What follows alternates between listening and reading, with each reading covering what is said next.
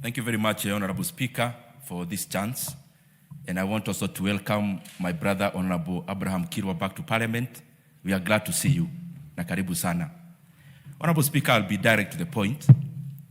One is that when we have such a situation where we are listening to the State of the Nation address, Honorable Speaker, data should speak more than words. Honorable Speaker, I say so because when you want to invest in a company, for example, you want to invest in a bank, you look at their financial statements, knowing that the Nairobi Securities Exchange and regulators like CMA and the Central Bank of Kenya have done their bit. And therefore you do it knowing that the data you are reading is believable. Honorable Speaker, I say so because some of the data I saw presented last week, I don't know exactly whether it is the Kenya National Bureau of Statistics that is wrong, or it is the speech, and especially the people who made the speech who didn't have the correct data, Honorable Speaker. The first thing I want to cite is the exchange rate. We have been talking here in Parliament and especially giving a narration that we have made the exchange rate to climb down. Honorable Speaker, in the day of elections in Kenya, the exchange rate to the USD was 118 shillings. The exchange rate during the swearing day, Honorable Speaker, was 120 shillings.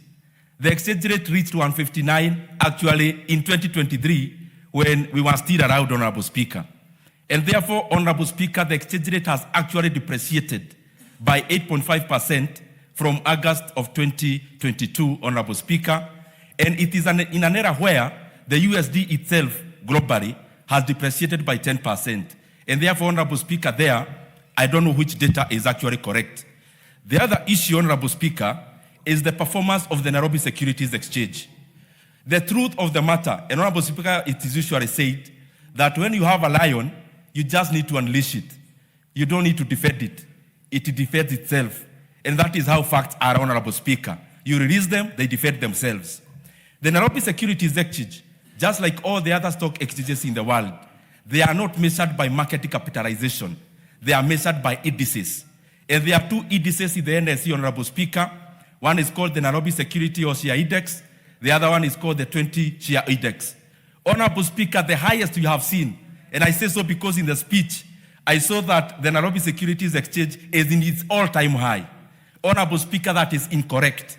The Nairobi Securities Exchange, even citing the last 5 years, Honorable Speaker, only, or even the last 10 years, its all-time high in the recent past was actually 2017. But the very much all-time high, Honorable Speaker, was actually around 2007. The Nairobi, the NASI, which is the OSHA Index, Honorable Speaker, the all-time high of NASI was actually in 2017, not as it was being given in the speech.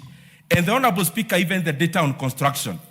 If you read the Kenya National Bureau of Statistics, the construction sector in Kenya in the 2024 year, Honorable Speaker, it actually contracted by 2%.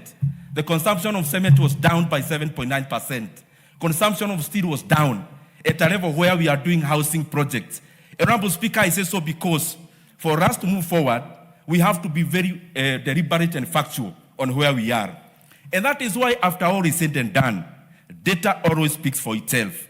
Because if you compare, Honorable Speaker, Kenya, compare the last 3 regimes for the first 3 years, the regime of President Mwai Kibaki, the regime of President Uhuru Kenyatta, and the current.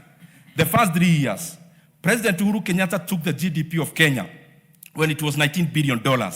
In the first 3 years, it was $26 billion. It was up by over, I think, let me actually quote correctly, Honorable Speaker, it was up 36%. The first 3 years of President Uhuru Kenyatta, it was 21% growth in the GDP.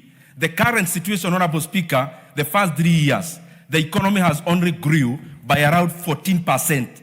If you grade using NEC, you times by 2, Kibaki gets 72%, President Uhuru Kenyatta gets 42%, President Kibaki gets 72%, Uhuru Kenyatta 42%, the current one is at 29%. You can use NEC to grade, Honorable Speaker.